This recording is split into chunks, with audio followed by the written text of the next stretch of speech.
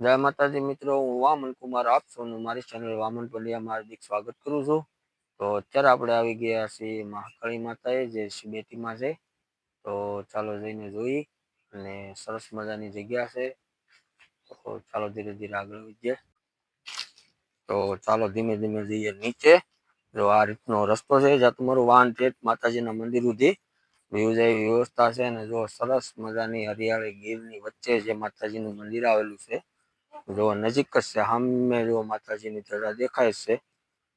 તો એ બાજુ આપણે જવાનું છે. તો જો ધજા આવે સરસ મજાની દેખાય માતાજીની. ઝૂમ કરીને જોઈ લઈ. જો આ જે ધજા છે એના નીચે જ માતાજીનું સ્થાનક છે. જો આપણે જઈશી નીચે. રસ્તો પણ સરસ છે.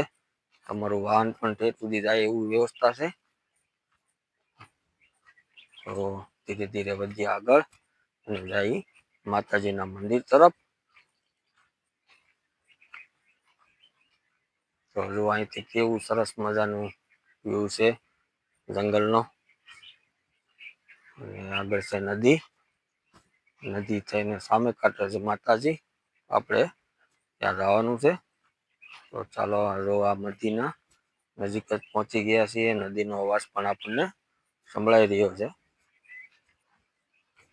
આપણે પહોંચી ગયા નદીએ. જો સરસ મજાનું પાણી વહી રહ્યું છે. જો આ રીતની આ નદી છે. અને સામે જો આ વડલાની નીચે માતાજી બિરાજમાન છે. તો ચાલો આપણે નદીમાંથી આપણે જઈએ સામે કાંઠે. તો પાર કરવામાં ધ્યાન રાખવું પડશે, કારણ કે પાણી બહુ ઠંડુ છે અને લીલ વાળું છે. આપણે નીકળી ગયા આ બાજુ અને હવે જઈશું માતાજી. જો અને સરસ ઠંડુ પાણી હતું, બહુ મસ્તીનું.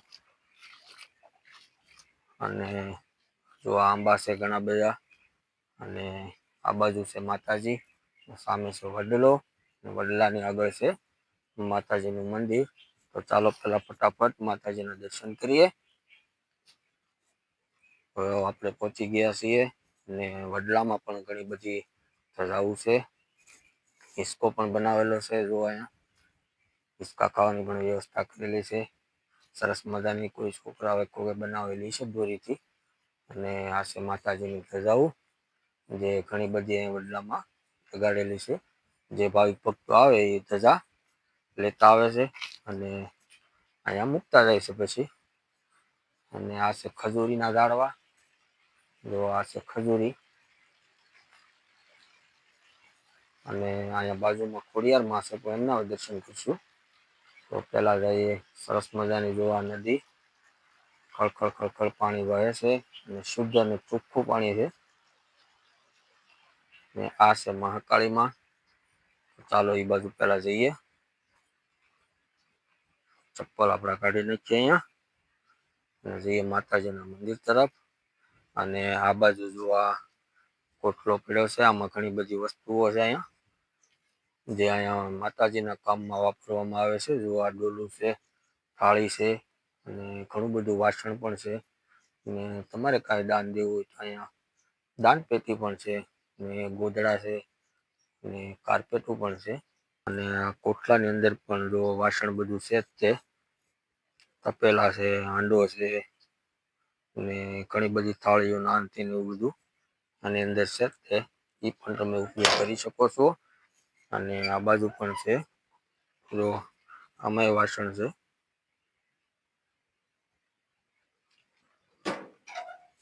અને લખેલું છે શિબેટી વાળા મહાકાળી માં પરમાર પરિવાર, એમના તરફથી આ કોટલો આપવામાં આવેલો છે. અને આ બાજુ જો અહીંયા ચૂલા પણ બનાવેલા છે, તમારે કઈ બનાવવાનું હોય તો.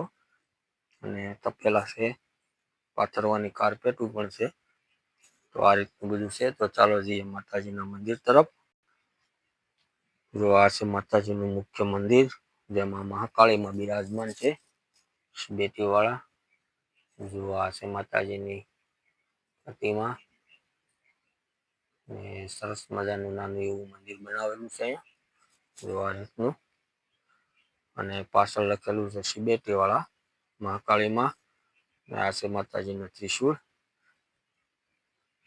જો આ રીતના માતાજીના ત્રિશૂળ છે અને ઉપર આ જે સ્તંભ છે એની ઉપર ધજા છે અને નાના નાના બાળકોના પણ ઘણા બધા ફોટા અહીંયા રાખવામાં આવેલા છે.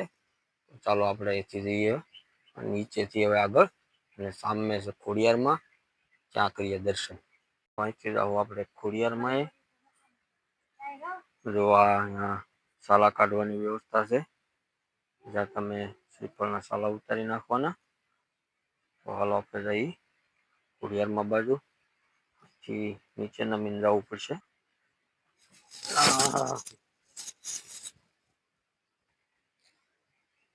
જો આવી રીતે જવાનું છે આગળ અને અહીંથી ચડવાનું છે આપણે આમ અને સામે છે માતાજી. જો આ છે નદી, આ છે ખજૂરીના ઝાડ અને આ છે નદી. અહીંથી આપણે આગળ વધીએ. આ રીતનું આગળ જવાનું છે. ત્યાં છે ખોડિયારમાં. જો આ રીતનું સડીને ઉપર જવાનું છે, અહીંથી ઉપર જવાનું છે. તો પેલા સડી જવું, આપણે સડ્યા ઉપર. જો અહીંથી આમ નીચેથી ઉપર આવવાનું છું. જો આ રીતનું ઉપર ચડવાનું છે, જ્યાંથી ઉપર આવવાનું છે. જો માતાજીની ધજા પણ છે ખોડિયાર માતાની. આ છે ખોડિયારમાં. જો અહીંયા ખોડિયારમાં છે. આ રીતનું ખોડિયારમાંથી સ્થાપના કરેલી છે. આ છે ખોડિયાર માતાનું મંદિર. તો આ રીતે ખોડિયારમાંના દર્શન કર્યા અને હવે જઈશું આપણે આગળ. જો આ રીતનો આખો ગ્રાઉન્ડનો બધો વ્યૂ છે. આ રીતનું અહીંયા આખું જો કે ઘોર જંગલની વચ્ચે માતાજીનું મંદિર આવેલું છે. જો અહીંયા ઝાડમાં પૈસા ખૂટાડી દીધા છે. જો કેટલા સિક્કા ઝાડની અંદર ખૂટાડેલા છે. જો અલગ અલગ બધા બધા સિક્કા ઝાડની અંદર ખૂટાડેલા છે. ને જો અહીંથી પાણી નીકળે છે, જે નદીમાં જાય છે. પહાડમાંથી પાણી શુદ્ધ નીકળે છે. જો ચોખ્ખું સરસ મજાનું. ચાલો આપણે જઈએ આગળ. અને ઘણા લોકો અહીંયા અવારનવાર આવતા જતા જ રહેશે. પણ અહીંયા બહુ ઝાઝુ પબ્લિક ન હોય. ટૂંકમાં ક્યારેક વધારે હોય, બાકીના ઘર કોક કોક કોક કોક ક્યારેક ક્યારેક હોય છે. અને આ નદી ઉનાળે પાણી આમનામ જ અવિરત હોય જ છે. તો ઉનાળામાં પણ આવો તો પણ આ નદી ચાલુ જ હોય છે અને અત્યારે ચાલુ જ હોય છે, ગમે તે આવો. તો આ બાજુ આ મિત્રો અડદની દાળ જે પંચદાળ બનાવી રહ્યા છે. જો ગરમ પાણીમાં દાળ નખાઈ ગઈ છે અને આ રીતની દાળનો પ્રોગ્રામ કરી રહ્યા છે.